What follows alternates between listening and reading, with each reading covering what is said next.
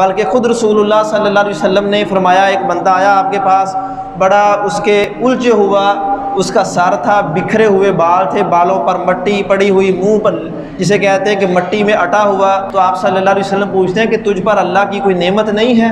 کہنے لگا کیوں نہیں یا رسول اللہ صلی اللہ علیہ وسلم، میرے پاس اتنے ریوڑ ہیں جانوروں کے، یعنی اس دور میں جانوروں کے ریوڑ ہونا یہی امیری کی علامت تھی۔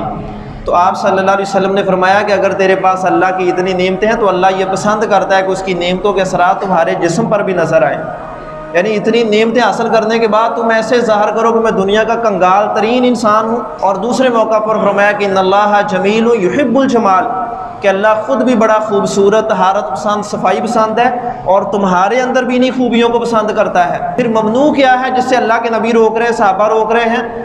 وہ انسان کا مغرور اور متکبر ہونا ہے، کہ اپنے پاس جو نعمتیں ہیں ان کے بارے میں اتنا خوش فہم ہو جائے کہ جیسے سمجھے کہ میں ہی ساری آخرت اپنی زندگی تک ان کا مالک ہوں۔